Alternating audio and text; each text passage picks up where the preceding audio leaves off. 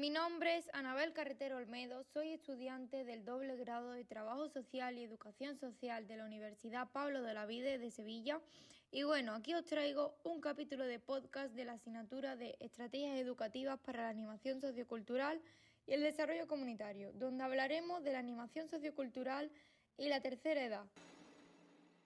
Este es mi primer podcast y bueno, me hace mucha ilusión ya que para la gente que no lo sepa, yo soy amante de escuchar podcasts, escucho podcasts de todo tipo durante una gran parte de mis días.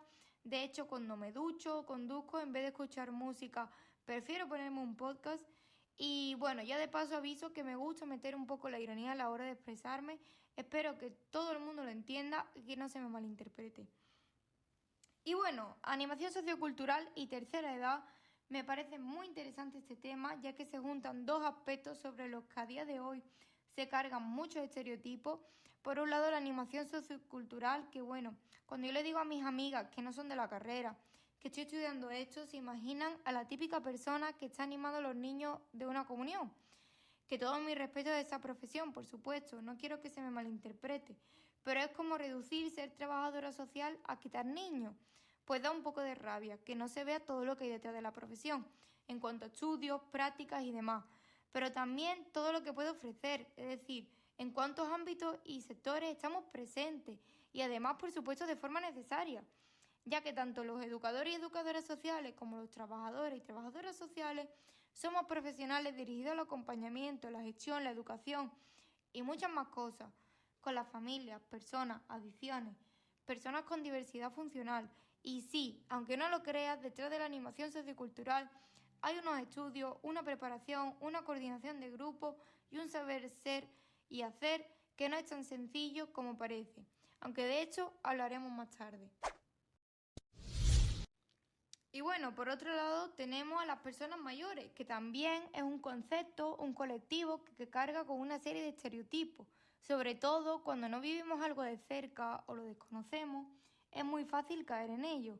Yo personalmente no tengo personas mayores en mi círculo cercano y tengo que admitir que, oye, pues al final, entre lo que escuchas y lees, pues lo vas interiorizando. Me refiero a cuestiones como que pues las personas mayores son cerradas de mente, que son muy difíciles de convencer y por tanto de animar, o hacer cosas nuevas, a llevar buenos hábitos, etcétera. Y bueno, tengo que decir que he tenido la oportunidad de hacer unas pequeñas prácticas en un instituto de mayores.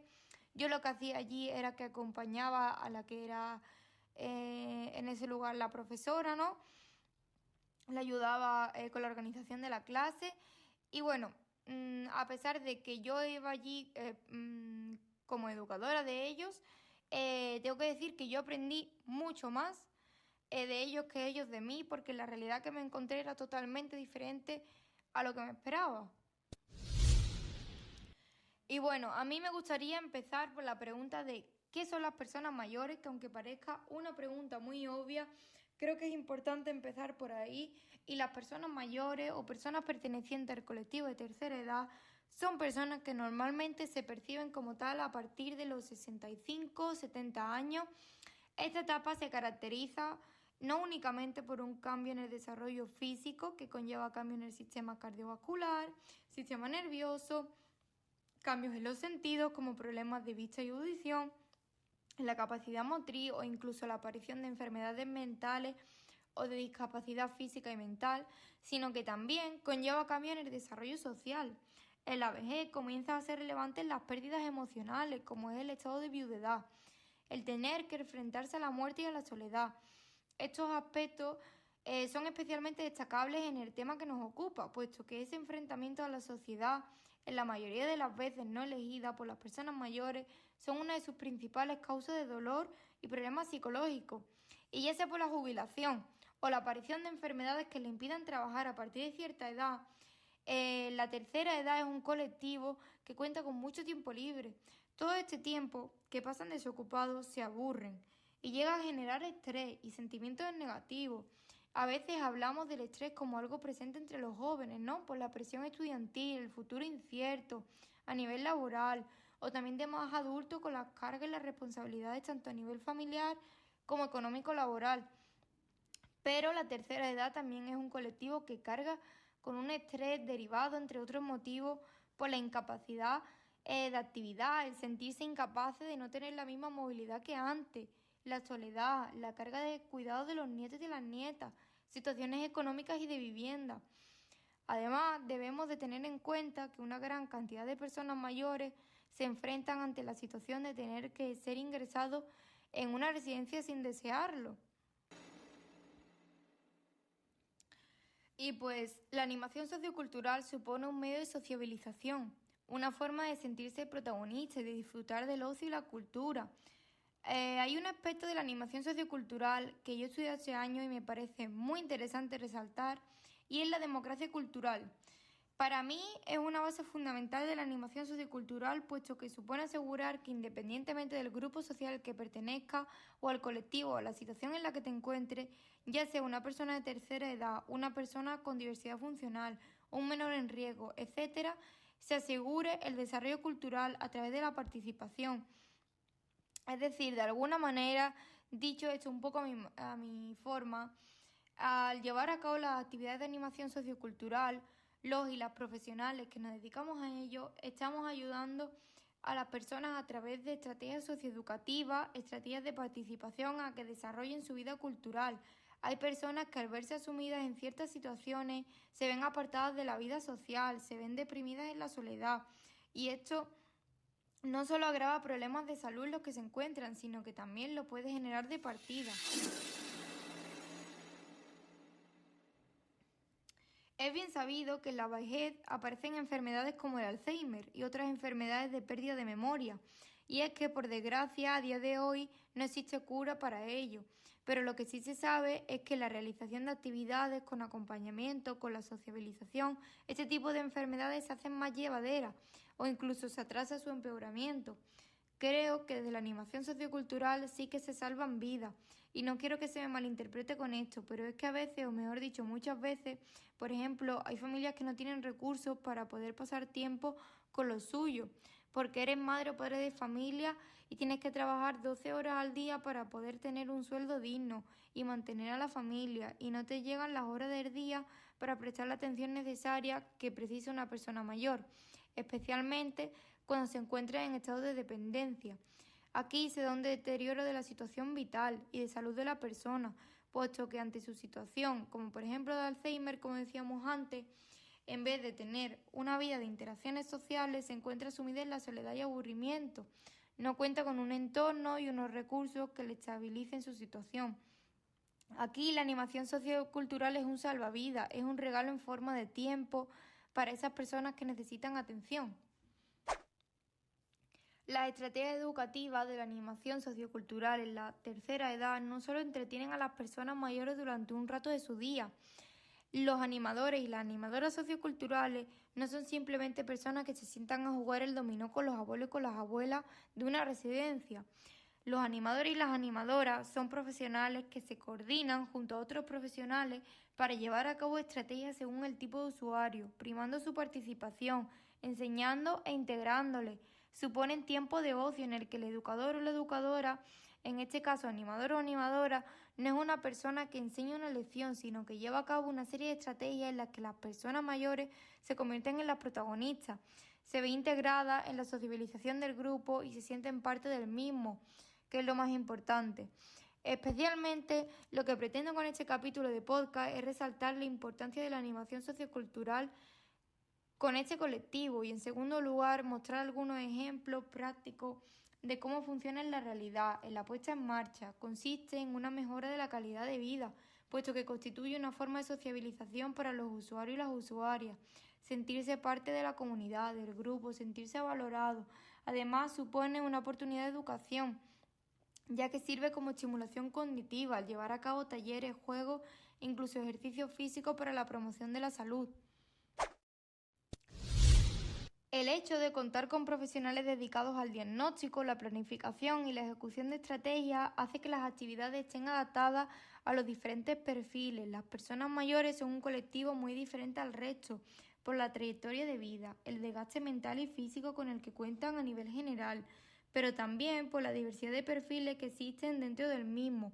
Con esto me quiero referir a que trabajar con personas mayores no tiene por qué significar que trabajas con personas incapaces y limitadas, sino que su trayectoria de vida y sus situaciones personales hacen que se puedan encontrar en estados muy diferentes, como por ejemplo el analfabetismo, la diversidad funcional a nivel físico-mental.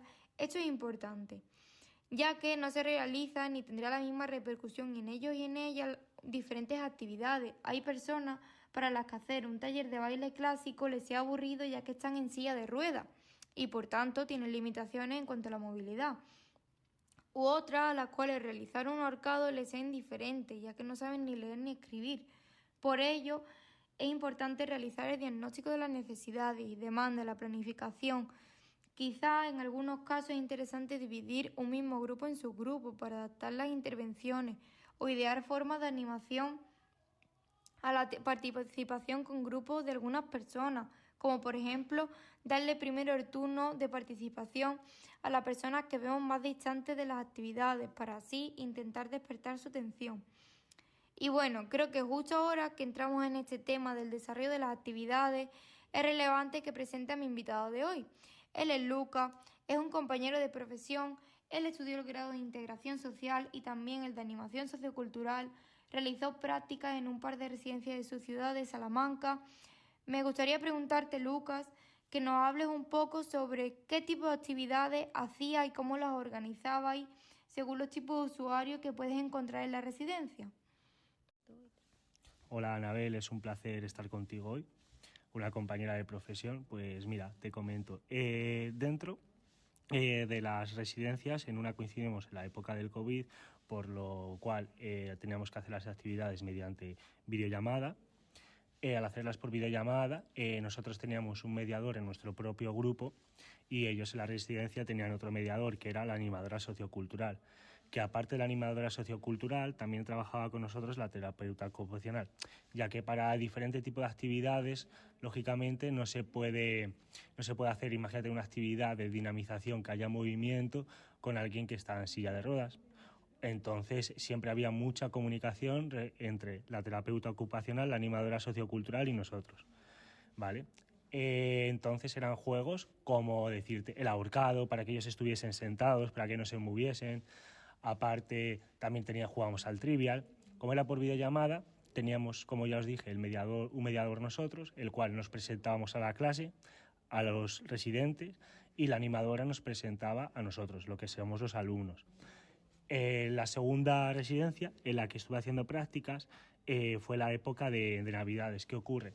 Que en Navidades las personas de la tercera edad, algunas de ellas se sienten solas porque las familias o no están o sinceramente han perdido el contacto con ellas, por lo que sea. En fin, cada uno tiene una situación diferente o otro contexto. Entonces les hacíamos el acompañamiento. ¿Qué hacíamos? Pues mira, cantábamos villancicos, aparte de eso hacíamos actividades, cantábamos poemas, cantábamos canciones típicas de su época, la bailábamos nosotros. Si alguno de ellos podía bailar, pues los invitábamos a bailar. Si alguno no podía bailar porque tenía que estar sentado, pues le dábamos comunicación, luego tomamos una merienda. Y al acabar las actividades, eso sí, se notaba que estaban muy felices y a mí me encantaba porque era salir con una sensación de uy, estoy haciendo algo bien, me lo estoy pasando muy bien, se sienten acompañados, yo me siento acompañados con ellos, ya que no entiendo por qué mucha gente tiene prejuicios respecto a las personas mayores, como que, ¿cómo explicaros? Una persona mayor es que no habla, es que qué pereza, es que ¿qué me va a contar? Pues no, tiene muchas cosas que enseñarnos, vamos a aprender mucho de ellos escuchándolos porque han tenido una larga vida y experiencia. Precisamente, Lucas, y dónde quería entrar yo ahora, ya que no tenemos mucho tiempo y que me dijeras un poco, pues, cómo era el feedback de los usuarios ante tu presencia allí, ¿no? Y la de tus compañeros y compañeras. ¿Qué observabas de los usuarios durante el tiempo que pasabas con ellos? Es decir, ¿sentías que para ellos ese rato o esa tarde que pasabais juntos la disfrutaban? ¿Cómo la valoraban? ¿Cómo se percibe ese cambio de ánimo en ellos? Incluso si quieres añadir alguna anécdota, algo que te haya ocurrido. Bueno, pues por lo que hemos comentado antes, su vivencia respecto a las actividades de animación sociocultural son muy positivas, ya que al acabar las actividades siempre interactuamos unos con otros. Es decir, los animadores socioculturales con las personas, bueno, con los residentes de la residencia. Lógicamente, cuando ven a gente joven interactuar y hacer actividades con ellos, le vienen muchos recuerdos de su juventud. Además, te empiezan a comentar experiencias suyas de su vida, de sus novias, de todo. Y es más, se ponen muy curiosos porque al ver que hay jóvenes interesados en los residentes, nos empiezan a preguntar. Te voy a dar un ejemplo que me ocurrió a mí. Bueno, a mí llegó una señora y me dice, venga, vamos a bailar. Y luego cuando estuvimos bailando me empezó a preguntar, oye, que si tienes novia, que así ya te has echado novias.